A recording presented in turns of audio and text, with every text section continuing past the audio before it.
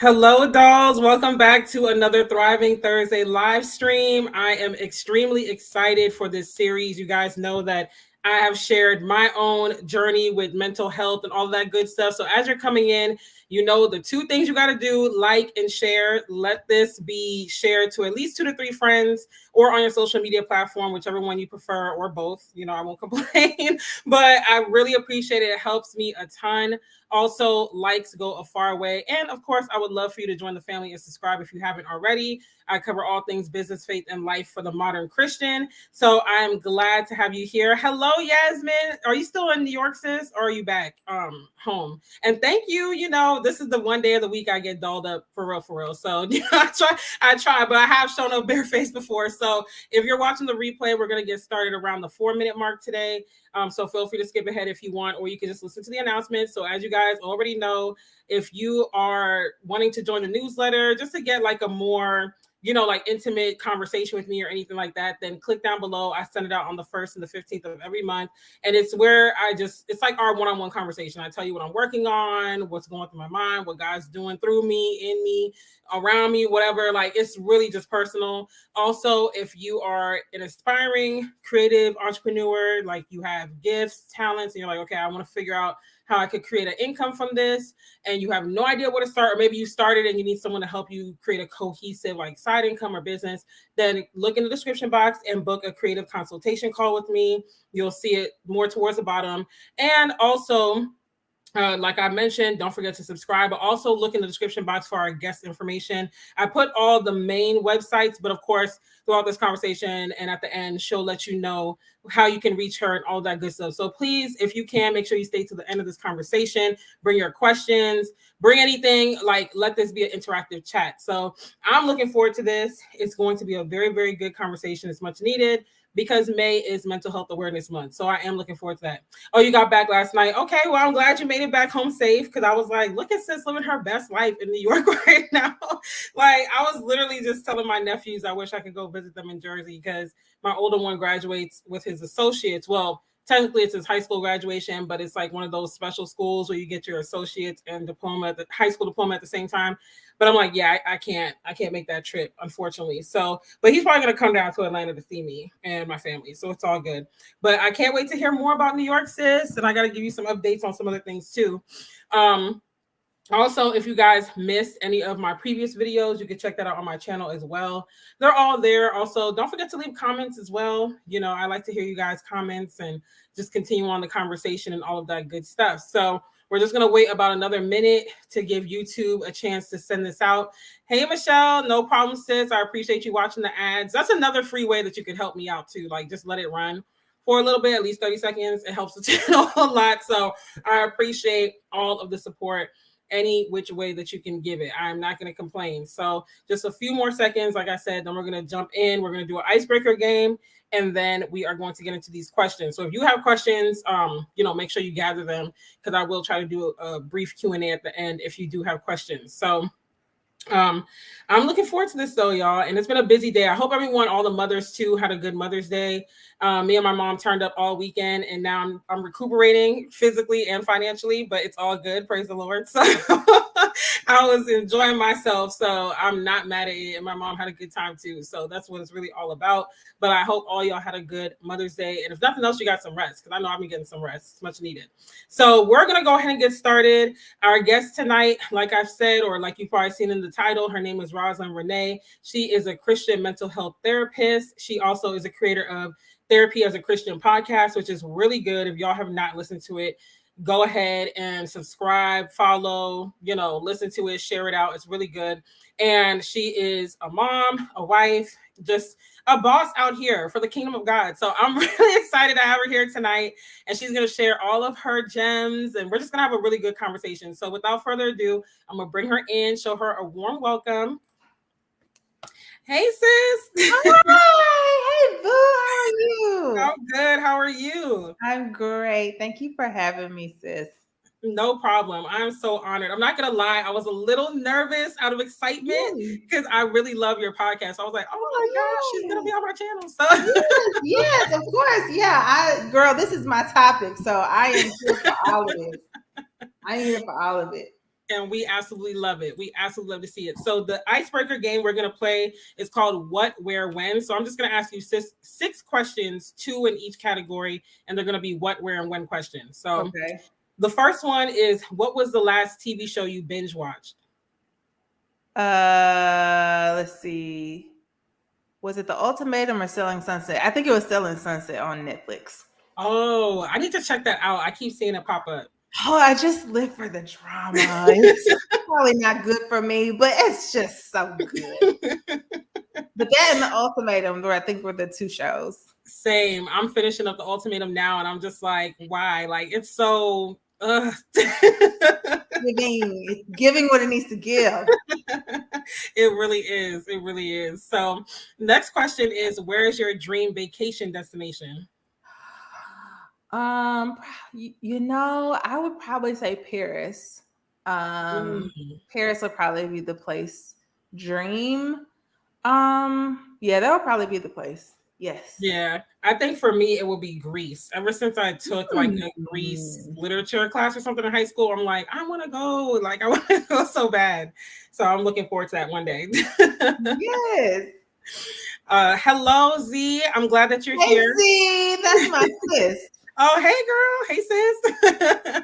And Michelle said Atlanta is the last show she binge watched. So I've never seen that show, which is a shame. I live in the city, never seen it. Next question. When was the last time, you rode a bicycle? I have a Peloton, so I don't think that counts. No, we're talking about outdoor. I don't remember. I feel like it's been recent, but I can't. That's a great question. I don't know. I really don't know. I can remember a time I rode a bicycle. I feel like I rode one again since then. When my husband got married, we went to San Diego and we rode bicycles in San Diego, but I feel like I rode another one since then. I can't remember. Man, it sounds like it's about time for you to get on that outdoor bicycle. I actually don't know how to ride a bike. Like, I really don't. I never learned how to ride a bike. I don't know how to do that. What? Yeah. Wow. Well, I never learned how to play spades. I don't know that either. So we'll be here at the cookout. We'll be in the car. Okay. Yes. Oh man, are you the drama? That's hilarious. Yes. I was thinking somewhere in Europe. One of the kids went to Greece. They left today. Well, safe traveling mercies for them. I hope they have a good time. That sounds really fun. Okay, next question. What is something you plan to do this summer? I don't know. I don't even, I have gotten so used to this point now where I get so many surprises from guys, so I couldn't tell you. I feel like the season changed also. If I really could do something this summer, it would probably be, honestly, we just bought a house, so I would probably say really sitting on my porch and like enjoying the summer, letting my son play in the little pool we got him, and probably just sitting on the porch. Girl, I am an outdoorsy girl when it comes to like having my coffee outside. So like that's what would be my thing. I would probably get a fan outside, like decorate our porch to be outside. That sounds really nice. And congratulations on buying a home. I know that's easy feat, so that is amazing. No, not a market. It was a tussle, baby. It was a tussle. Okay. I've been hearing. Yes. I'm like, I think I'm gonna hold out for just a little longer. Next question. Where did you grow up? I grew up in Memphis. So I actually was born in San Bernardino, California, which is like Southern California. But we moved to Memphis, Tennessee when I was 6. So I've lived here my whole life, essentially. Wow. Nice. Okay. I grew up in DC. So now my sister lives in DC. Oh, really? Uh-huh. Yeah. I love the fact that I had the experience of growing up there. Like, there's so many fond memories. So now I've been in Atlanta for almost 3 years. October will make 3 years. Oh, that's good. Okay, yes. Michelle's judging us because we don't know how to play spades. She said, "What? No spades? No, sis. Nobody teaches you." I've tried, but I just don't. The concept still is hard for me to grasp. So. Yeah, and Michelle said congratulations too. Yeah, thank you, sis. Thank you. I love y'all being interactive. This is me. I love this. Come on now. We be having like I always tell I always tell them I feel like I'm in my living room talking to my girlfriend. But Yes, I love that. I love so that. I look forward to it. Okay, last question, then we'll go into the interview questions. Okay. When was the last time you had a coffee date with a friend? Yesterday. Nice. I've met so many amazing people off social media. Like I don't even like some of my really good friends I've met off social media, or like we have like come together through programs or whatnot. And so a girl that I met on social media, I just started following her and I was like, girl, I just love you. And I found out she was in Memphis. And so we have caught up through social media. She was in DC, then she moved back to Memphis. So I had coffee with her yesterday. Wow, that's awesome. I need to have a coffee date with someone. We keep missing each other because she's like out of town and I'm busy, but it's in the books. I'm gonna get it together. Yeah. It's great. So we are going to jump right into the interview questions. Y'all don't forget to give this a like and share it out. So you gave us a little bit about who you are, being born in San Bernardino and raised in Memphis, but tell us a little bit more about yourself. Who is Roslyn and what do you do? Yeah. So I am a wife and a mom. I have lived in Memphis for quite some time. I went actually moved out of Memphis to go to undergrad and then moved back here shortly after graduating. And then my husband, who was my boyfriend at the time, transitioned here and we've lived here ever since. So what I do is I actually am a full-time therapist. So I do mental health counseling for adults primarily. I love working with Black women, but I do work with some other populations and races, but mostly have been working with adults and teenagers for a while. I started my podcast called Therapy is a Christian Podcast back in November or December of 2018. I think I started working on it fully in November and launched it in December of 2018. So that has been an almost 4-year fleet. It's wild that I'm almost 4 years old doing that podcast, and it has afforded me so many opportunities to be able to just share my story, my personal story of being a client in therapy, but also share a little bit more about being an expert in this field. And then I just have a really big heart for God. I love him. That is, I call him my dad. That is like my best friend. And I really, really love sharing the perspective of mental health and God, and really sharing that a lot of Christians, things that Christians may or may not know or know about why mental health is so important to God's heart. And so that's a little bit about me. So that's probably it, sis. No, that's great. That's great. And I love what you said just about merging God and mental health, because I feel like personally, I've witnessed this a lot in the church, that we tend to completely kind of disregard it, or we just lightly touch on it, but we don't really get into the depths of it. And that's why your podcast had attracted me. And I was like, this is great. Like, we need to have these conversations, just practical conversations, but rooted in knowing our faith is our cornerstone and our foundation. So I absolutely love it. And that's okay, Yasmin. I'm glad you got us on. So how did you first become interested in the mental health field? I feel like that's a long story. Let's see. So how I like to think about it, the earliest memories I have of thinking about being connected to people's emotions were all the way back to when I was growing up. My parents had a very rough relationship. And I say rough in the sense that they just didn't really get along. There was a period of time where they just had a rough time in their marriage, I'll say. And so they separated when I was in early high school. But during the time before then, probably early elementary, middle school, I can remember my mom, I want to say she probably was struggling with depression.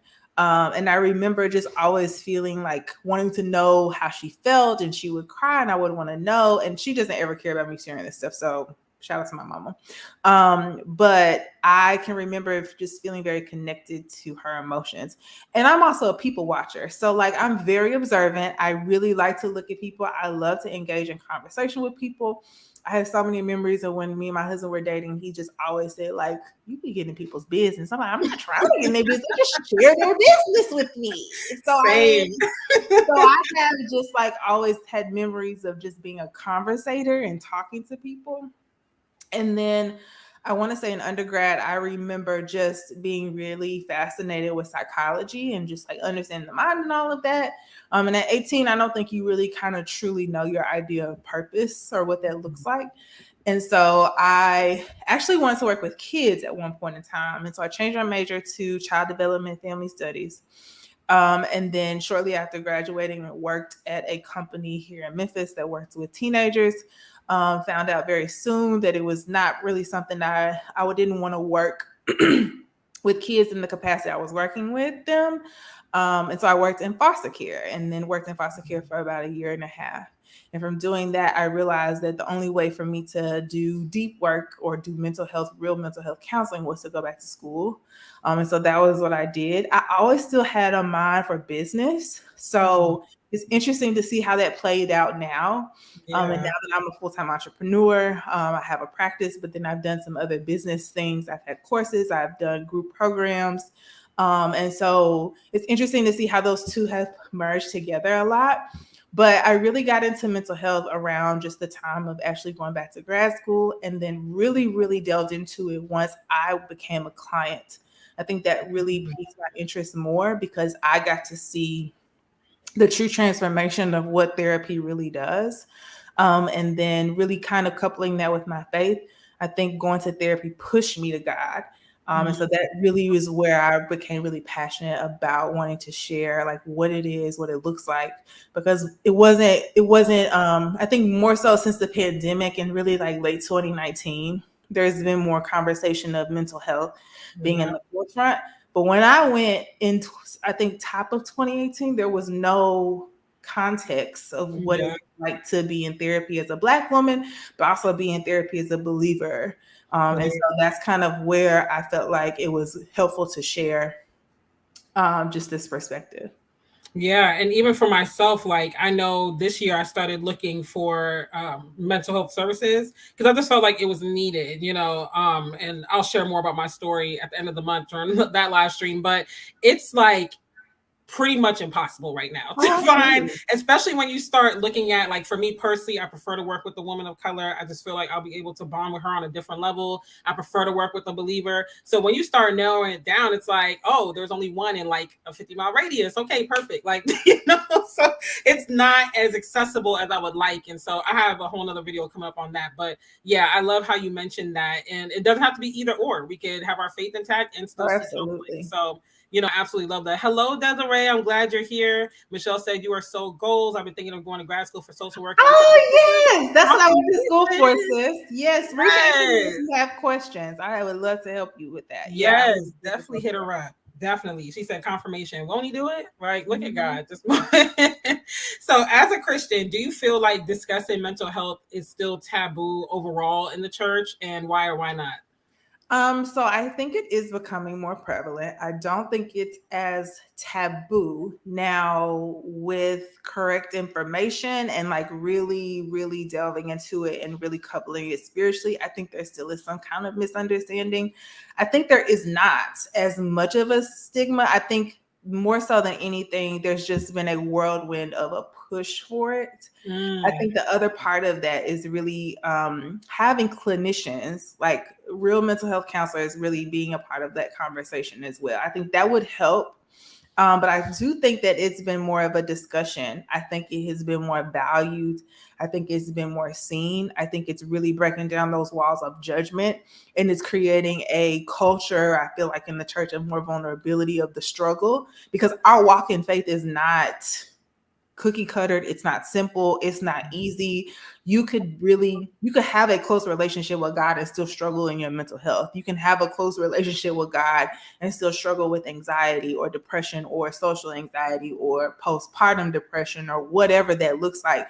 Faith and what your faith in God is not predicated a lot of times just on your own mental health process and journey. So I think there's a lot more conversation around it. I think there could be more conversation around it because the idea of belief and faith is heavily tied, I feel like, in our mental health because it's so tied to our thought life. So I do think that there is less, but I still think the younger generation is being the one that's really pushing this conversation more. We're being the ones that's asking the questions. I think millennials, us between the ages of like 25, 35, we experience no cell phones. Now we're grown adults with children with cell phones and we struggling with ADD and like just trying to figure it out. And so, there's more questions, there's more curiosity with God around what does all this mean. But I also think on the flip side of that, there is more deception. There's more deception from the enemy. There's more people leaving the faith or mixing the faith, in the sense of we're really delving into these other things that we don't have any understanding of, that are deception, that is, tapping into other things that spiritually may look attractive but are not in the foundation of our faith. And I can go on a whole tangent with that, but I know I low key kind of want you to just dip a toe in the water. no, it's fine. So there is especially with like the mixing of faith. I could go on a tangent for this for real, but in the Bible, the God really, really talked to the children of Israel about not connecting with other nations, because these other nations were practicing idolatry, and they were making carved gods, or they were practicing witchcraft, or they were practicing sorcery, or they were doing things where they were not honoring God. And so it's the same thing, different day now, where the idea is mixing these faiths, where I can do this and serve God. So we're practicing witchcraft unknowingly, thinking because it's attractive in the culture that it's supposed to be the thing that we're supposed to do. So that's where sage comes in. That's where tarot cards come in. That's where all these mixings of other things like crystals, and just really getting into like manifestation, and not understanding the devil plays the same tricks. So the tricks he used with Eve of like knowing yourself more becomes these deception tools that can be easily used to sway us away from God, and not really serving the one true living God, whom is we are supposed to be following after, to serve, to know about him. And so because it's attractive, or people are trying to really understand their traumas, or really try to figure out how to heal, true healing comes from the one and only God.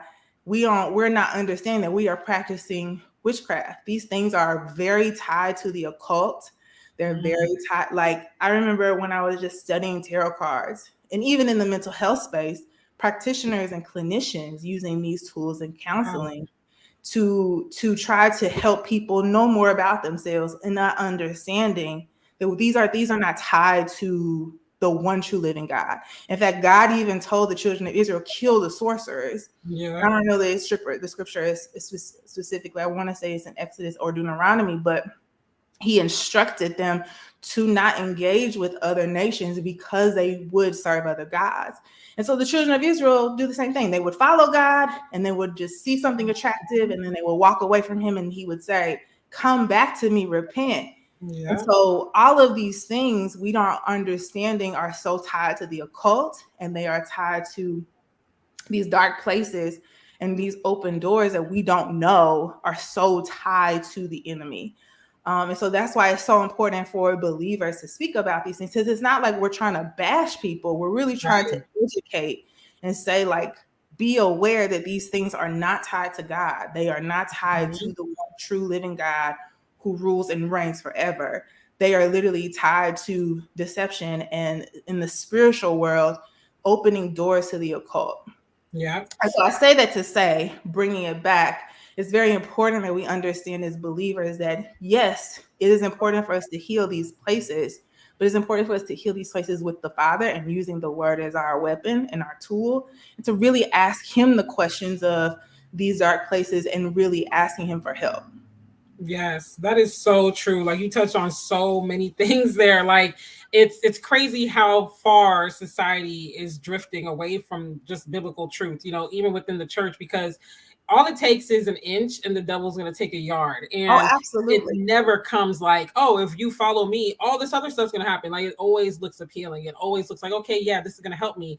And then what ends up happening, like you had said, we need to have these conversations, because sometimes I know quite a few people who have left the church because they felt, and this is during that era, like before the pandemic that we were mentioning earlier, where it's like, it's still kind of taboo. So when you're like, I'm really struggling with my anxiety or depression or anything like that, then the church is just kind of like flippant. And some people I know are still currently dealing with this. I guess it just depends on the nature of the people of the church, and they get disenfranchised and just disappointed by the church. And they're like, you know what?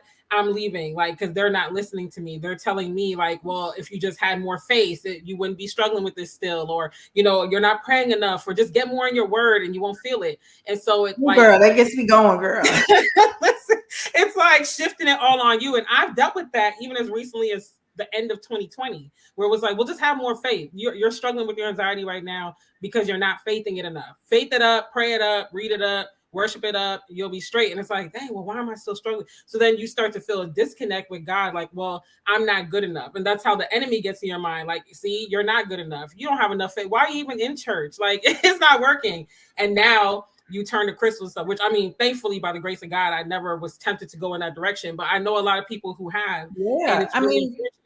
But even thinking about like us being kids and watching Miss Chloe come on with the 1-800 number, call Miss Chloe for your free reading. Like, I mean, small seeds that we don't even know. Mm-hmm. And it's the same thing. It's just us trying to know more so we could be God, but it's a small deception. And even then, and we're not small deception, it's a big deception. But even then, the devil did the same thing with Christ, trying to make things attractive, to say, if you do these things, you will have these things. And so it goes into this whole spiel of all these things, not understanding that a lot of times we are in seasons of process. Sometimes we are in seasons where God is trying to reveal things to us.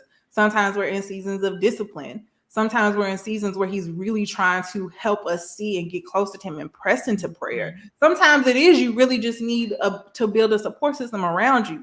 Sometimes it is you learning to not isolate yourself and close off and open up to people more.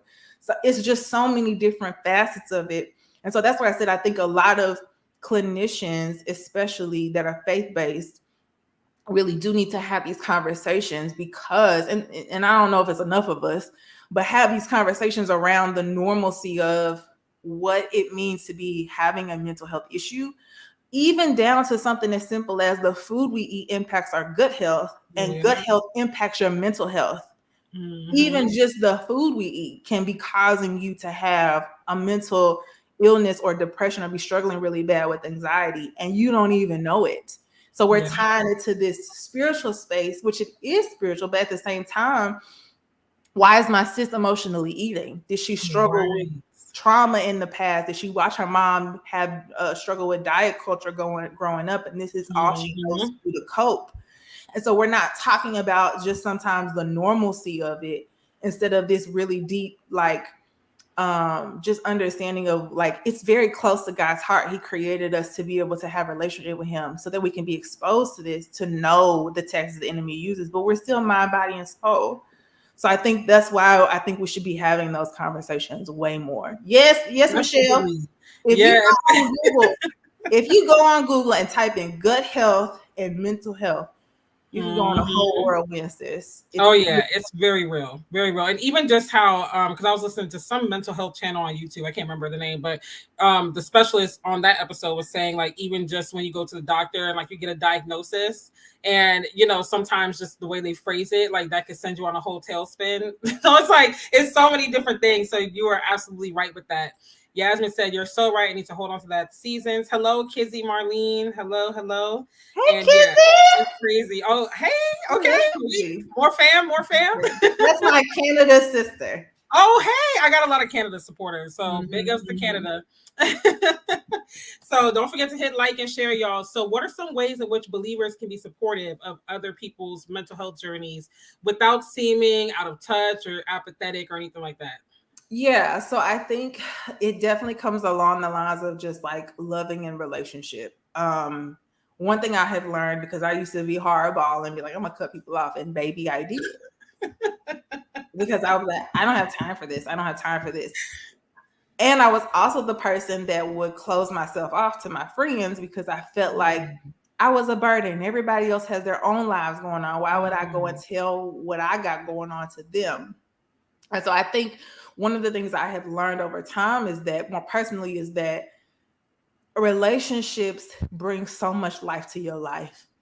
And the ways that we can be supportive of people is sometimes just being an active listening ear, offering support, pushing people to say, hey, this is beyond my scope of understanding. you may need to go talk to somebody and being the advocate to push them towards that. Making it normalized that it's okay not to be okay, which I know we have all kind of said. And then really also being a place of hope. If you don't, and also as a friend, being able to say, I don't have the capacity to also be the place where I know you talk about this. I really think it would be beneficial for you to go talk to someone or invest in that. And I think being honest, and then also in supporting other people's mental health is sometimes just educating yourself, being there to be able to know, banding around someone if they're really, really struggling, praying for them, because prayer is our weapon. Like, regardless of what people say, prayer is a tool. It is part of our weaponry. It is a part of our armor to pray.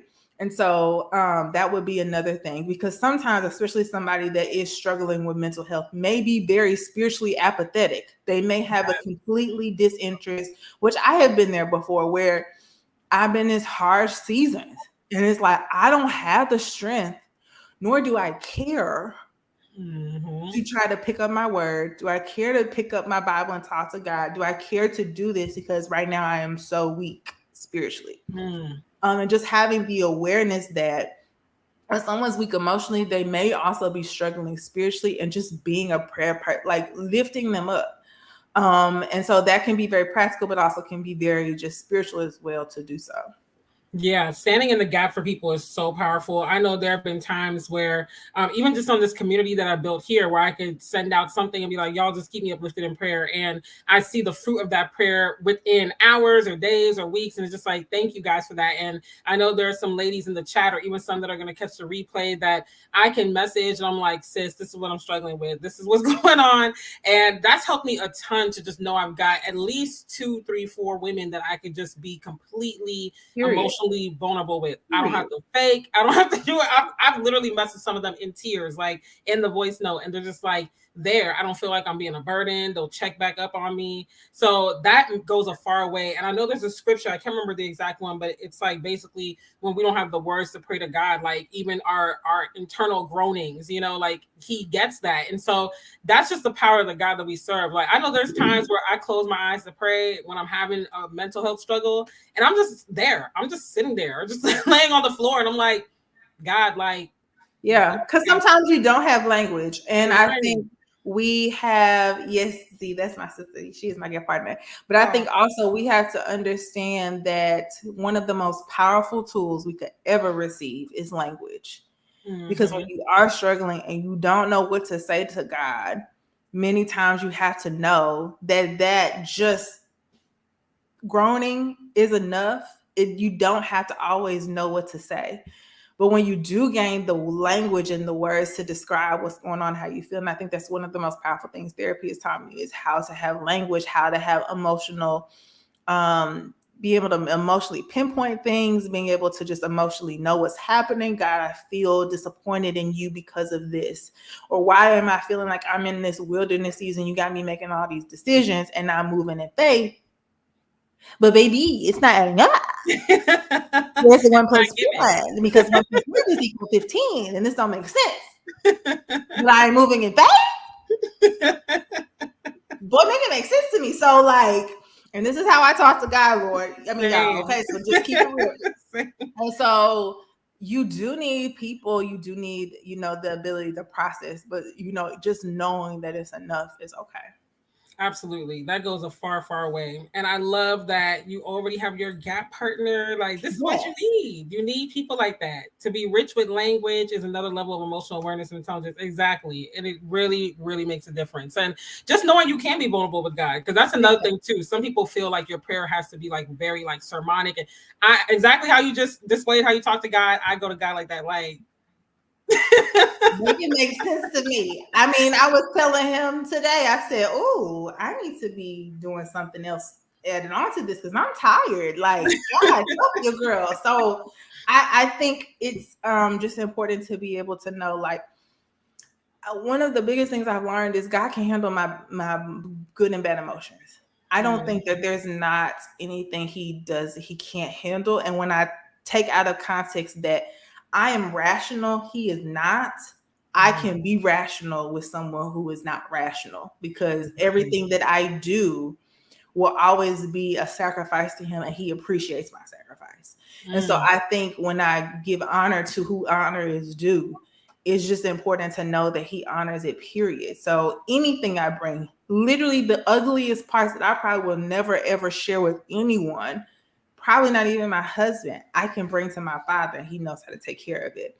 And so I think when we understand that on a deep level, it takes away this condemnation feeling that God is angry with us, that he doesn't like us, that he doesn't want to be around us. That's just not even his nature in general anyway. And so it even goes back to when you're feeling and you're struggling in your mental health, that you're going to have ugly days. There are going to days you're not going to use good language, sis, okay? And you just have to sometimes just get it out to be able to really feel. If God can take the sin of the world and put it on his son, he can handle any ugly thing that we bring. That is so true. That is so true. So why should Christians at the end of the day really care about our mental health? Like when it's all said and done, why should we? So I did a very interesting deep dive into the soul. And it's interesting to know that we have a soul. It is the eternal source that does not die when we die. There's so many scriptures in the Bible that talk about the soul. Jesus said, "What does it mean for a man to gain the world but lose his soul?"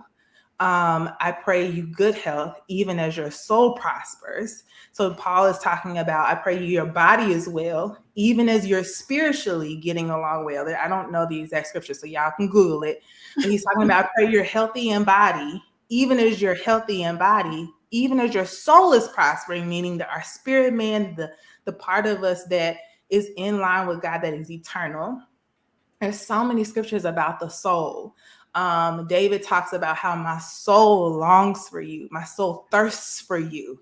This inner part of us, God gave us that's eternal.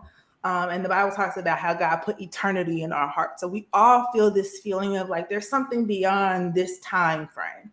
What's interesting in the Greek when I was studying the soul is actually means the eternal place, but it also means the seat of our emotions, our will, our desires, our decisions, all of these things. And in general with that, why would God give us an eternal thing that literally means emotions, decisions, our will? So when a man gains the world and loses his soul, he loses his ability to, at that point, have inner decision making, inner moral decision making, inner place to have like morality. David talks about the soul being a place of inner morality. And y'all can look this up in the Greek now, okay? So check it, girl. But this is so close to our heart because our soul is also the place where we begin to then make decisions. And when we make decisions, if somebody hurts you and says something crazy to you, immediately your mind, your choices to go off on them. So a lot of times, a lot of us have experienced trauma in our lives. And I remember when I was studying this, I heard the Lord say to me, people are walking around with broken souls. Oof. This is why we have to be born again. Because we come into this world knowing sin only. And so we give our soul, we give ourselves back to God. I'm saving souls. We're giving our souls the eternal being that's going to be with God in eternity back to him. And so because these emotions are so important, God cares about our emotions, our ability to make decisions, our ability to have moral righteousness, our ability to have moral character. And so because he cares about these things, he wants to change it. He wants to make it righteous. This is why we have to continue to give these things to God. He doesn't want me cussing somebody out. He wants me to change and love somebody with love. So because somebody going off on me and making me disappointed hurts me, he wants to change my judgment or my decision making. And so I say this to say why is it so important for people to understand mental health is because that's what's wrapped in all of that. Why are we trying to be patient? That's an emotion. Why are we trying to be gentle? That's an emotion. Why are we trying to practice love? This is also an act and even an emotion. And so all of these things are close to the heart of God because they impact not only our decision making, but they impact every single thing we do. So if I'm feeling depressed, I'm not going to show up for my family. I'm not going to put my needs first. I'm only going to wallow and wither away, essentially, emotionally and spiritually. And that is the place the enemy wants me to stay in. Why would God want me to live a life like that when he says, I came to give you life and life more abundantly? I came to give you a place where you can always trust me. I came to be your shelter and the place where I can go to him always. And so I think that there can sometimes be this misconception of like we're supposed to be just like fighting for good and being okay, standing in. We're just supposed to go out when nobody's talking about the in between. When these folks really, when God's really trying to change my heart, and I'm like, okay, I can't say what I want to say. I need to say what I want to say. And so God wants our hearts. He wants our soul. He wants us completely. And these are the surrender. Our bodies are a living sacrifice. And so to make this very practical, a lot of us have experienced trauma, and this trauma has made us feel rejected. It's made us feel disappointed. It's made us feel not accepted by the people that may have loved us. We may have inner traumas and inner things that we may have never discussed. We may have struggled just in basic communication, never even experiencing emotional safety.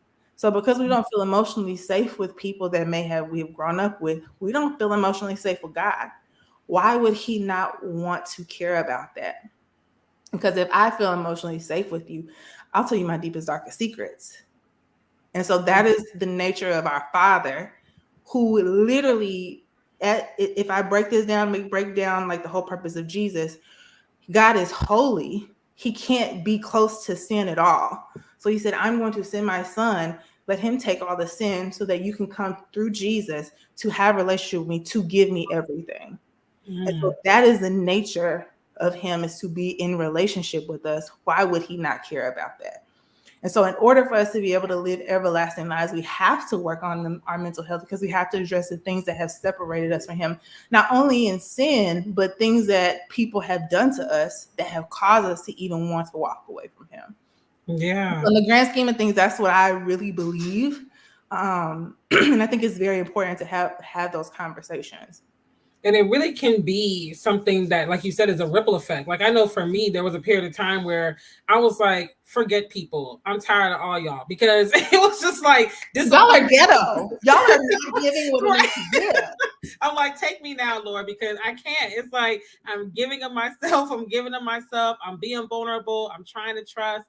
And it's like betrayal, betrayal, betrayal. And then it's like, okay, why does this keep happening? And then I found within myself that I was almost like looking for the new relationship. And I'm pretty sure there's a clinical term for this. I was looking for the new relationship to like heal the past one. So it's like, I was looking online, and the example they gave was like, you were in a relationship with a guy and he broke your heart and you really loved him. Maybe, he told you some hurtful words or whatever. And so you look for the new guy to fill that gap and that like heal that wound. And then you end up picking the same person in a different body. And then that person hurts you. And then it's like an ongoing cycle. So you're really thinking like, well, dang, it keeps happening to me. But it's like that trauma, that initial trauma affected you and your emotions and how you like navigate life and all that.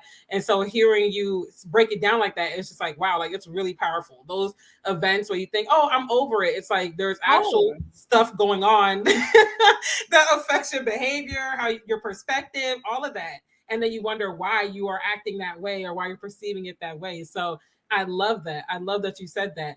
Z, I'm right there with you, sis. I be wanting to cuss too. I mean, I have. Okay. We ain't gotta act all fancy free. Got this, okay? It gets real on here, okay? But God knows all of that. And I've come a far way. I'm proud of the woman I am today. That's how you know. I'm still working on this. I'm just gonna be honest with you. I am still working on my mouth over here. I'm not even gonna lie. That's how you know the Holy Spirit is alive and well. Because a lot of people from my past are like, that's Dell? Like, what? I'm like, it's all God, y'all. It's not me at all. I'm telling you right now. That is hilarious. Michelle said, this is so good. I'm glad you're enjoying it, sis.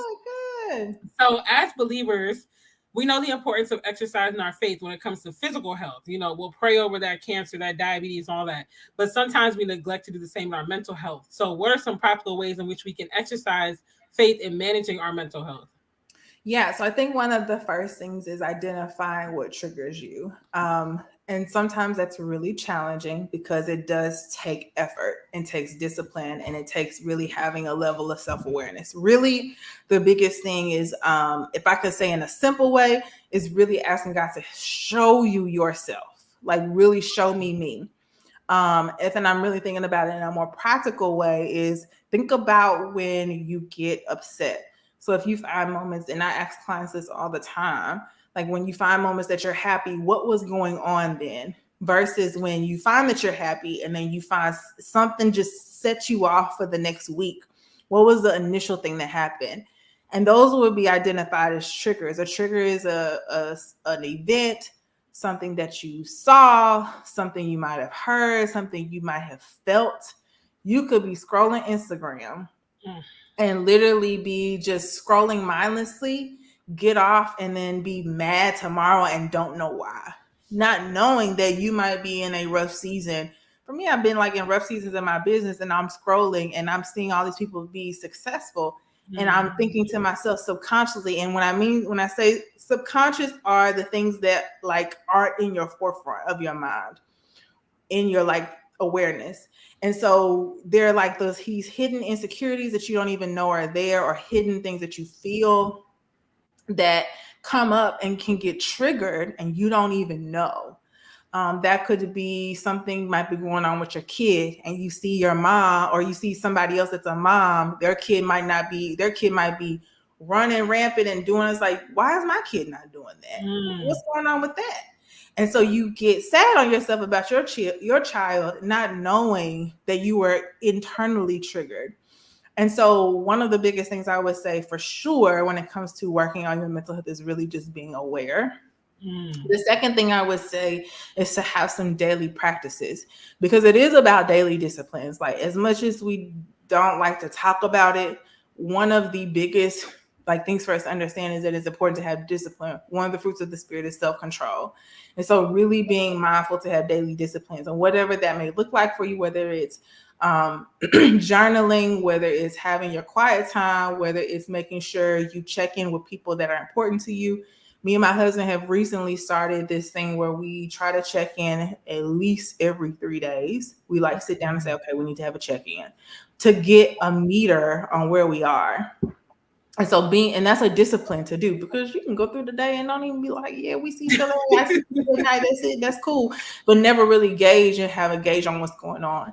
That could be affirmations. That could be speaking the word of yourself. That could be, if I'm just even being frank too, like making sure you take your vitamins, just being mindful of the small daily disciplines. They don't have to be a lot, but being very mindful of those. And then lastly, I would really say, as it really relates to your mental health, is making sure you do the work. It's cute to say, oh, girl, I'm in therapy. Oh, girl, but are you doing the work? Well, some days it's harder than it gets worse before it gets better. And so really going consistently to counseling, or really being mindful of that. And also just, again, checking in with yourself consistently. I love what you mentioned too about the triggers, because I think it was end of January, early February of this year, my son was diagnosed with a language disorder. So he is about 2 years behind on his language than he should be at his age, and he's in therapy. It's a journey. I just started homeschooling him this year and stuff, and I was really feeling some type of way, like scrolling Instagram, and it's just perfection all around you. It's like everything's great, couldn't be better. Motherhood check, marriage awesome, like just killing it around, and I'm just like, what's wrong with me, and especially because I am a single mom, so I already had that trigger there. It's an absentee situation, so that's another dig. And then we moved here and we were homeless, and so I'm like, boom, that's another dig. Like, it's so many things that were just like, it's all my fault, and then I made the mistake of telling the wrong person what I was going through, which I don't think she meant any malice of it, because she is a friend of mine, but some people just aren't assigned to that situation. Like, it's best you just don't tell some people certain things. And she was just a little bit like, digging putting salt in the wound, like, well, you should have done this, you should have done that. Why didn't you put him here? Why didn't you? And I was just like, sis, like, I'm already beating myself up enough. I don't need you to be like, and you should have did like that. That was not it. So, triggers are real. And then I realized some other triggers I have, just I guess you could say they are abandonment issues, but just like feeling, and I realized the gateway for me was conversation. So basically when I would have, and I'm sorry, I'm treating this like a personal therapy session, and the audience is like, it happens. It's okay, you won't be the first and it won't be the last, baby girl. But I was like, and this is particularly in dating, I realized that conversation is kind of the gateway. So it's like, I'll have a really good conversation. They'll come in just love bombing, amazing for like 2-3 weeks. And then they just start to wean off. And so then I start to feel like, well, what's wrong with me? How come this keeps happening? And then I realized that stemmed from my first adult relationship, where it was a lot of just nonsense and trauma and all sorts of stuff going on there. And so I kept attributing it to that. And I'm like, see, you're just like him. I should have known. And granted, some of them were just straight up clowns anyway. But, it's just like you realize the traumas around it and the triggers. And so when I pinpointed those triggers, I have been able to say, you know what? I need to guard myself better here. I need to not be so open here. I need to watch what I say over here, watch what I do over there. And it's really been helping me slowly but surely compared to where I was like 3-4 months ago, So I love that you said that. Yeah. And I'll just add too, boundaries are really important. Boundaries are there could be a million conversations about this. One really good book I love is Set Boundaries, Find Peace. It's by this girl named Dr. Nidra, and I do not know how to pronounce her last name, but Dr. Nidra, and it was so good. And she's a Black woman, and her book is just very good. You can follow her on Instagram. She shares a lot of good content. She is a counselor as well. And then also, too, boundaries help you then begin to put guardrails around your heart until you're ready. And I think it's important to understand that if you're thinking about, and I love this scenario, if you're thinking about someone who's in the ICU, they have one nurse that's attached to them the entire time they're there. They have limited visitation, and they're watched nonstop because they're in critical condition. Same is true with healing. When your heart is healing from things, or you're really trying to dig up and understand, you need to be guarded from things that could trigger you or cause more harm, because it's super important to know that guarding helps you heal through the process by not causing more damage later. Another example of this in scripture is guard your heart above all things, because out of it flows the issues of life. Our hearts have within themselves the issues that we are dealing with God, we're mulling over with him. And then lastly with that too, if you think about, if you're in a construction zone, they put barriers around you being able to drive around there to ensure, one, the construction workers are safe, but also that no damage gets caused by cars on the on-ramp coming towards this while they're working on things. And so just thinking about what you said with these triggers, guarding it, the situation. Thank you, sis, for putting her name in, because I was girl. I remember her name, but I knew it was Nidra. But just being mindful that those triggers were situations and seasons that were rough, and no one can judge that at all because no one's been in it. And whenever you hear the word should have, that's immediate shame. And God doesn't shame us. God loves us. He teaches us. And when you hear somebody say, you should have did this, you should, even when your mama say, be like, why didn't you should have did you don't defense. First of all, I'm a grown woman. You don't have to come at me like that, okay? First of all, I'm grown. Hold on. And then really being mindful that that's going to automatically put me on defensive. Should. Have you thought about X, Y, and Z? What was kind of going on that made you maybe not do that? Or, those are the ways that you can completely really think about supporting somebody who might have been in a rough season, and just acknowledge and validate. It's like, just to see you on the other side of this is brave and courageous, and you're doing the necessary things you need to do for your son, because this you are. And at this time too, you're a good mom, regardless of whatever happened. I'm gonna toot your horn for a real quick second to go get your son therapy and we'll go get the things he needs. it's further just letting me know just the amount of courage and bravery it takes to be a single mom. And so my hat goes off to you. Thank you, sis. I'm gonna move on before I start crying. Okay, girl. Oh God, thank you, Lord. Welcome. No, I appreciate that. I really do. I really, really do. Makeup by Z said, "Come on, Roslyn, this is good. Yes. Great analogy." And this is I had the author's name up for those catching the replay. That's the author of the book she had mentioned, which is what was it? Set boundaries, find peace. Okay, I said get therapy, find peace, child. There's another book called Boundaries by Henry Cloud, but baby, it's long and thick. Okay, Nidra gives you the breakdown, and it's real good. So yeah. Okay, so make sure y'all support Nidra, and she should be on social media as well under that name, I would think too. So, and real quick, Michelle had said earlier, how long have you been married? Oh, so me and my husband have been married 4 years. We've been together 10 this year. Nice. Okay. Get it, sis. I didn't tell nobody how to date. Unfortunately, I've been with this man since I was 21. Hey, I wish I had that testimony. Okay. So in episode 141 of your podcast, Therapy as a Christian, you spoke on learning how to have more balance, and it gave me my entire life. So you mentioned giving ourselves grace, especially as high achievers, which, hello, I am one. So what are 2 or 3 practical ways to give ourselves grace so that we can have more balance? So shout out to all my perfectionists, baby. I rock with you, sis. I understand.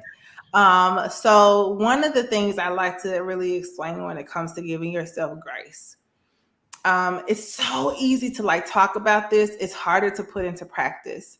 One of the ways you can give yourself grace is to make your goals or make the things you want to do really small. I'm talking about like smaller than like a chunk of the piece of pie that you really want to eat on Thanksgiving, like the forkful of it, like really small.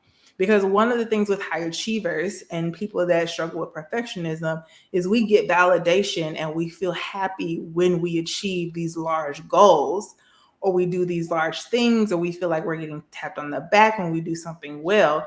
And that internal validation is what drives us to do more. And so I would really say making things very, very small. So if I could give a perfect example of this with laundry, for example. So one of the things I went and bought was a laundry separator. So we put our laundry in the separator. And what it does is it helps me not look at the big pile in the big hamper, because that's already overwhelming. These small chunks already separated helps me just grab the bag and I can go put it in the laundry room or whatever. That small chunk. The second thing I would really say is having the value of understanding rest and really, really understanding that when you burn yourself out, that is no longer sustainable. And so you really need to identify, how am I tired spiritually? How am I tired emotionally? How am I tired physically? Because sometimes you can be tired emotionally and that can impact you physically. How am I tired in my career? How am I tired relationally? If I'm tired in all of these categories, then I really have to take the wheel back a little bit and really say, how can I offer some form of kindness to these areas? And really, kindness is like, did I get up this morning, go to work, take care of my kids, make sure they were fed, and go to bed, and know that that's enough? Okay. Tagging on to enough, also ways you can give yourself grace is really looking at you doing a lot doesn't mean you're doing it well. Okay. And so being able to look back at each day and say, it was enough. So I give this example all the time when I was in my program and rest. And I'll go back to rest for just a second. God not only said rest was holy, he called rest the Sabbath day holy. He also exemplified it. So he within himself, as a creator of the universe, the creator of any and all things, not only told us that rest was holy, but he also said that he exemplified it. Why would he call something holy? Meaning it has to be honored, valued, and loved, because he knew that if we did not rest, we would work ourselves into the ground, which is why we have so many issues now. Not only that, but rest is not only helpful for your mental health, it's helpful for your emotional health, your physical health, and all of these other things. It literally helps your immune system. It also helps you have better concentration. It also helps you have better understanding, just more clarity, and having good rest is important. So we blame ourselves a lot when we don't get rest, and rest is really tied to a lot of areas of our life that can serve a benefit because he called it holy. Okay. But the other part of that is when God created the world, the first day, the only thing he did was make light and dark. He did not do anything else. And when you step back from that day, he said it was good. And so if my daddy, my good daddy, the one that just literally captures my heart all the time, can literally make two things and step back from his day and say it was good. In each day, he literally said it was good. He literally said, oh, this is good. And then at the end, stepped back from all his work and said, ooh, I have done enough. And sometimes, sis, not having the house clean and just being able to sit on the couch and be able to sit down at night is enough. Yes. So those will be my examples to my sisters that are perfectionists, is really just, instead of having all these things, scale them back, make them smaller, value rest, and know you're worthy enough of rest. We don't know rest is important because we've never been taught it. And we've also seen our moms work themselves to the ground for the sake of other people. And that's not the example, which is why it's not sustainable. And then also really look back at the things that you have and say to yourself that this is good enough. Yes, that is so true. Yeah, that more doesn't mean I'm validated or that I'm better. That's so true. So true. And all of those three apply to me. So you stepped on all my toes with all three of those examples, but it was needed. So I'm definitely going to do better. But I know rest is something God started working with me on last year because I was going.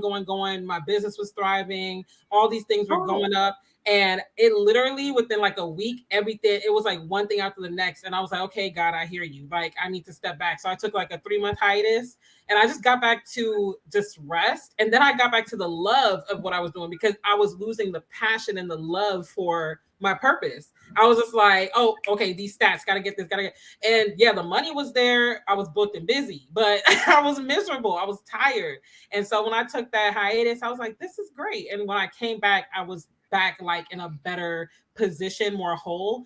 And the smaller chunks also is something that he worked with me on this year because I've been trying to get back in my workout schedule because 2020 I got it. I lost like 40 pounds, gained 20 of them back in 2021, and now we try to lose them back again. So I was like really beating myself up, but being the high achiever I am, I was like, yeah, we're gonna work out like an hour every day. I'm gonna do the shakes, I'm gonna do this, that lasted like 3 days. Then it was but like, even you saying that sounds overwhelming. Like it sounds like it's a lot. And so the small chunks are like drinking a gallon of water and go walking. Yes. And that's it. And knowing that that's still good enough because you do that over time, the weight's going to come off eventually. And that was something else I had to remind myself. Like, this isn't what is it? What did they say? It's not a marathon. It's not a race. It's not a sprint. It's a marathon. Yeah. I was like, whatever they say, you know.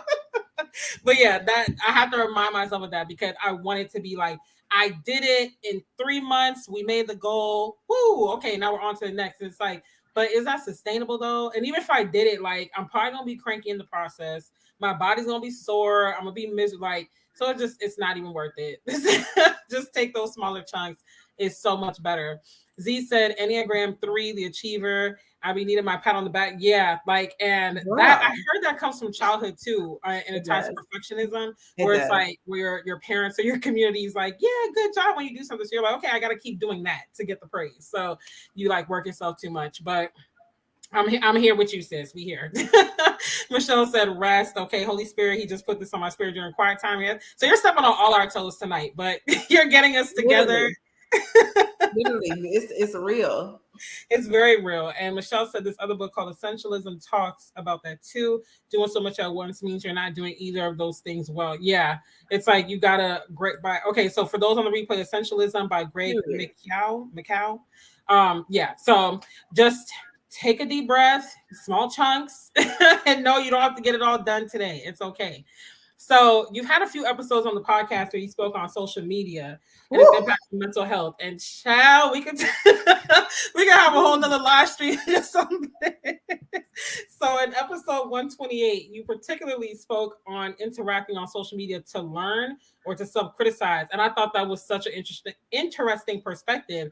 Can you give us a brief description between the differences of the two and how do they impact our mental health? Yeah. So I think we all use social media for different reasons, whether we just follow people, whether we just kind of engage with people, or we use it for, personal benefit of personal development, literally, of just like, I want to follow this coach because they're talking about an area of my business that I really want to improve. I want to learn about X, Y, and Z. Like I've been into stock trading lately and it's been wild. Like I've been going back to CNBC like constantly, just like looking at the market, knowing nothing about this. But I've just been really interested in it lately. And so I've been following people that do stocks and like wanting to learn about that. And so you have these moments of periods of time where you wanting to learn for self-development and to learn. But then there are times where, and what I really like to say is really going back to the point of having self-awareness, is when does social media then become a place where you then start becoming critical of yourself, where it becomes like a mechanism to self-soothe from activities, and then you're using it or not knowingly using it as a means to self-criticize.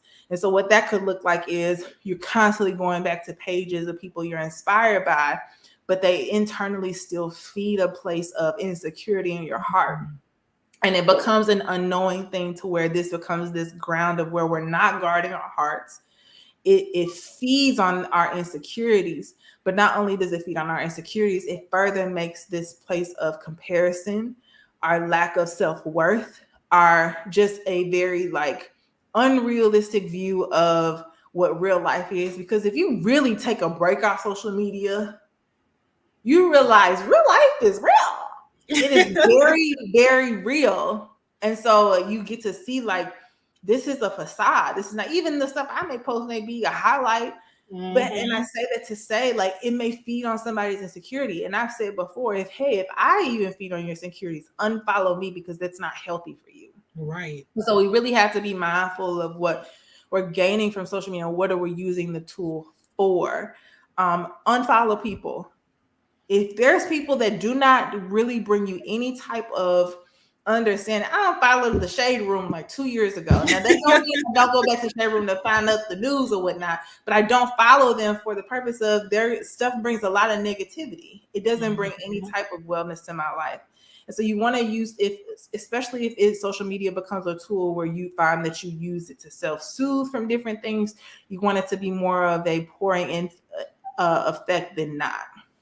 Man, I love that you said unfollow if you need to, because I promise you, I have been preaching that for like the last almost 3 years. And there's this narrative, especially amongst creatives and influencers, where it's like, if you unfollow, then you're insecure and you need to do this, that, because you should just be able to follow people and it shouldn't affect you. And I'm just like, unfollow. But girl, do you pay my bills? Do you know what's going on in my mind? Like you can't, that's a standard, like, and so that goes back to like, as a grown woman, you really have to know what to guard for yourself and to know that what these people got to say, let them live their life. And if they don't feel like that, if that's a prideful stance in general to say, because that means I got to prove that I'm not impacted by this. And whether or not people like to admit it or not, they're impacted. There's just no way. We're all susceptible to the same thing. And so I think like, unfollow, sis. Unfollow me. Unfollow whoever you need to unfollow to make you feel like you got some life to live, because you do. Yes, I completely agree. Like, I'm not here to prove, like, see, I'm following all these people. I'm so secure. Like, no, if I need to go, I need to go, period. Like, but I wish you the best and I'm out. Like, you know. And it's okay. Like sometimes you do have to unfollow for seasons. Sometimes you have to follow for a period of time, and that's okay, because it's like, if it's not serving me well, what am I doing? What do I have to prove? Exactly. And it can be people like, I unfollowed a bunch of people from college because I was just like, I don't talk to y'all like that no more. So it's just like, it's more of really understanding like you have to guard the healthy place inside of you than not. Absolutely. And people from school, honestly, it's a little random for me because we ain't talked since graduation. The not unfollowing is a sport. I'm done. It's my favorite sport. You sound like you got a gold medal. Listen, I'm trying to protect my peace. I'm not mad at it because I'm right there with you. I'm here for the transparency. Michelle said that's why I deleted the shade room. That's one page I never followed. I never followed it. Really? Yeah, like that was when I was back in the drama. I was trying to know about the drama. Now I do go back to shade room here and there, like to read and find out. So I'm like, oh my God, this person passed. Like I know they're the first ones to post it. But here and there, but that's not often. I don't follow them. I don't engage in any of this stuff. Yeah, their whole brand is the drama. It is the drama. It's a kiki kaka and then move on. Exactly. So self-sabotage, I want to touch on that before we wrap up. Self-sabotage is something that I believe a lot of us do in our lives, but we really might not even realize we're doing it because it's so second nature at this point. So what are 2 to 3 signs that we might be self-sabotaging, and what are some ways in which we can overcome that? So there's not 2 or 3 signs. I wish I could tell you there's 2 to 3. It's way more than that. I like to describe self-sabotage in a way to people that it's really like tied to a lot of our thought life, because I think that we don't know sometimes that we are worthy enough to do anything that we feel in our heart to do. I was talking to somebody about this, and I don't remember who it was. Oh, it was my friend I had coffee with. She said something so interesting about the desires of our heart. And she was saying, like, if God gives us the desires of our hearts, that also means he gives us the permission to pursue those desires. And we don't have to sometimes wait. We don't have to wait and ask. The plan sometimes is illuminated as you walk. You don't always have even in the midst of the plan, you will not know what you're doing. You will literally be smack dab in the middle of it and say, you know what I'm doing today. I remember when I was coaching, I asked God, I said, why am I doing this? And he told me, he said, this will be a part of your business. I started coaching back in February 2020, all the way up until March 2020, or 2022. And that was the only word I held on to. I did not understand why I was doing it. It didn't make sense. But when he told me the season was up, I was like, oh, this makes sense why you told me to do this. But you're not always going to know. And so sabotage is really just this facade of so many other things that I think we don't know. And we use it as a tool to just, and also as an excuse as to why we just can't make the step. So most of us feel we're going to fail. Most of us struggle with perfectionism. We put ourselves down a lot. We blame ourselves as the reason why X, Y, and Z may or may not work. We compare. We feel like we need to study this topic at 50, 11,000 times, know it all the way down to the nubs before we actually take one step. We have just a lot of fear, that really the fear doesn't have to be there if you just start. You just have to start with what you know. And so to think to yourself, I'm not good enough to do this. There's no way I can do that. I just think that would you say that to your best friend that tells you an idea? No. So why would you say that to yourself? Would you tell your friend, you're not smart enough to do this? There's no way. Nobody's going to buy that, sis. Nobody's going to do that. And it's really, you won't really understand it. The best way to overcome self-sabotage is to really put yourself in the uncomfortable position that you really don't want to do, to push past the resistance. Because here's the thing about faith. Faith is always the substance of things hoped for. When you are hoping for something, you're like almost seeing it there. Once you see it and experience it, you can't unsee it. It at that point then is the reality of faith being able to be made manifest in front of you. And this is why God says he don't have to have that much. He just needs a step. And so like I think about the children of Israel, the ones who went to actually go look at the promised land, they couldn't unsee it. That was why they ran back and said, it is flowing with milk and honey. God wasn't lying when he was saying what he was saying. They couldn't unsee what they saw. So there wasn't hope anymore because they were like, we've seen it. We've seen it. And so you have to know that self-sabotage, really the steps of really overcoming it is putting yourself in an uncomfortable position. You're not going to unsee it. I mean, you're not going to not feel the self-sabotage. Sometimes you're going to feel it in the process, and you just have to do it and make the steps. That's so true. That is so true. Like I remember 2020, I think it was, when I was making my vision board, one of the words I put on there was courage, because I just wanted to just do, like, just take the chances and not overthink it. And it really did help with whatever self-sabotage I might have practiced in those situations, whether it was sabotaging myself out of doing something or feeling like I don't deserve something or whatever. But it really just like expanded my faith, because like you said, once you've experienced it, once you see it, it's like I can't unsee it now, like you know. And who's to say you don't deserve it? Whose standard is that? God says we are his kids. So if I'm adopted into the kingdom and I sit in heavenly places with Jesus, these are not statements, these are promises, these are actual realities. Then at that point I have access to a storehouse of anything. And in the moment, I'm speaking in faith, in the moment, it don't feel that way. Sometimes you're like, why is this so emotionally hard? Why is this so hard for me to do? Why do I feel like I'm hitting barrier beyond barrier beyond barrier? But when you push past that, you really get to see then the possibilities of the things you're able to do. You can't ever say, sis, that you can't do YouTube.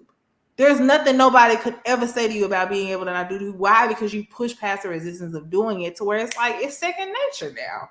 It's like it ain't nothing for me to push out a video on YouTube or go live. That's so true. It's like I love it. I look forward to it now. I mean, like I can't wait for that live stream. Period. Okay. So I love that, and yeah, I think that's a good summarization of what it looks like. And when you put it like that, honestly, I stand by the fact that I really believe majority of us have experienced self-sabotaging ourselves in some way, shape, or form. Period. Like, so we have to check our thoughts and all of that, you know, and how we respond to it, and really like take dominion over it and not allow it to just be like, oh, well, this is just what it is, and wallow in it. So, and that's where taking the chances, like we've been saying, and pushing past the fears and stuff, but also spending that time with God and in his word and really believing it is going to make a huge difference. So there have been so many times I have self-sabotaged, and then be going to God later, like, I know you don't lie, but you did not lie to me. You didn't lie. You didn't. You know, I would not want to say that, but I'm like, man, sometimes I be thinking I'd be crazy. You just out here have me going crazy. Like, but you really do take care of your daughter. And I think just again, being honest and vulnerable to know like he will is just really important. It really is. It really, really is. Hello, Shay. I'm glad you joined in. And she says she also it's all good if you're super late. Yeah, negative self-talk is something I've had to work on over the years. Like it's been pretty real out. Oh yeah. And good night, Yasmin. Thanks for hanging in as long as you could. So before we close out, do you have any closing words of encouragement or advice or anything for the viewers and listeners? Yes. You know, your mental health matters so much to God. It is literally so important to him, and we are all his baby girl. I always like to say this. We are all his baby girls. He genuinely loves us and cares for us. And I think the minute we realize that we are important to him and everything we feel, every single care we have is literally his heart desire for us to bring to him and like share with him constantly. He doesn't get tired of it as much as we may get tired of our children sometimes. He does not get tired of us.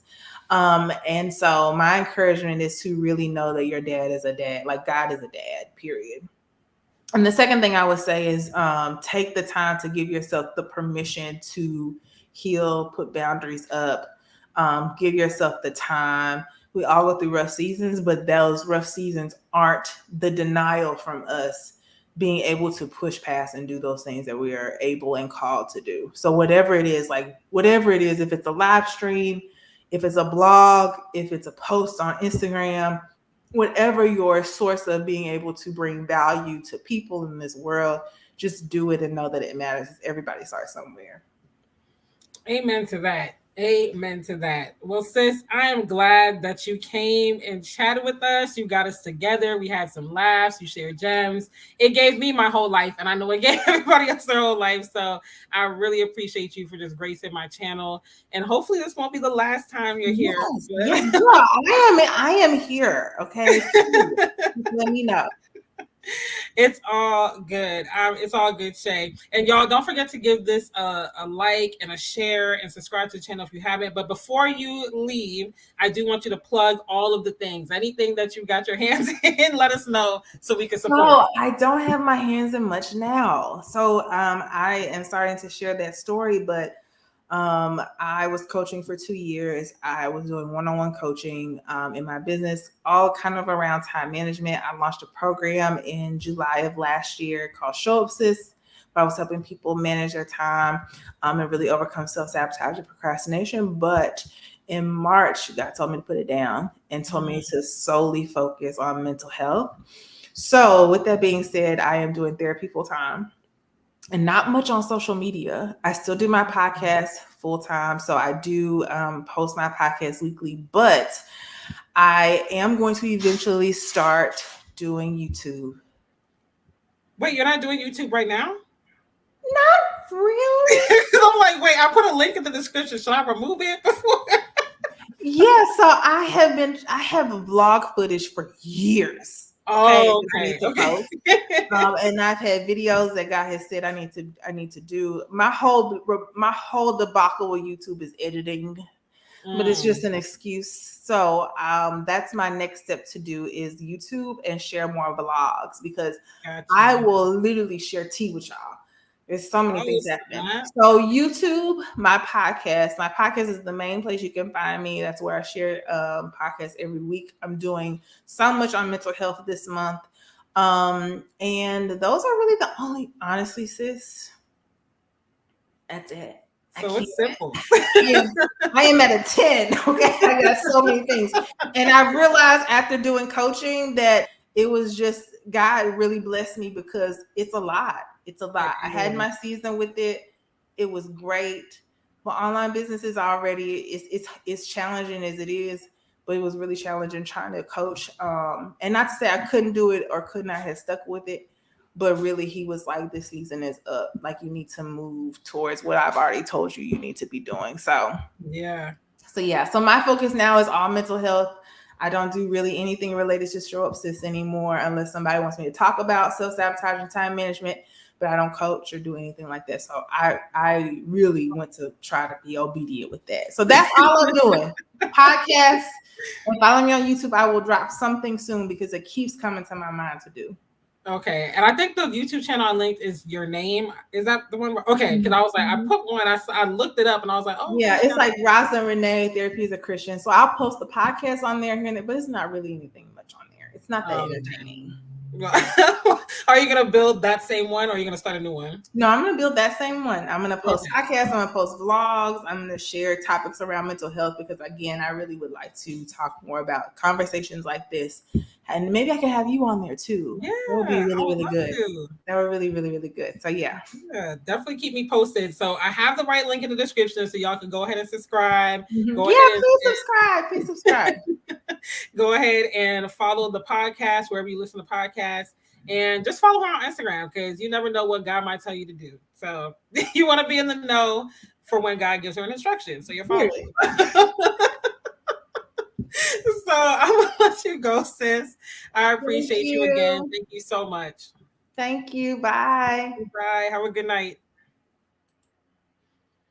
All right, ladies, this was an amazing conversation, and I'm just glad that you guys stayed in for the long haul. I know this was just a smidge longer than I usually am on here, but I am so grateful. Real quick, thank you, Michelle. I'm glad that you enjoyed it. Again, for those on the replay, this is the name of Rosalyn's podcast, Therapy as a Christian. So check that out. And then her YouTube is in the description box. So look in the description box, click all the links, all the things, all the announcements, everything I said is down below. So I will see you guys on Tuesday. And Tuesday's discussion is part 2 to my therapy discussion that I had back in like February, something like that. So it's going to be another live stream. And then next Thursday, 9 p.m. Eastern, 8 p.m. Central, we're going to have Priscilla Henley of Her Faith Walk talking to us about coping with depression and bipolar disorder as a Christian. So this is going to be a really good, transparent conversation. But other than that, y'all have a great weekend. Have a great evening. Love y'all. And I will see you later. Bye.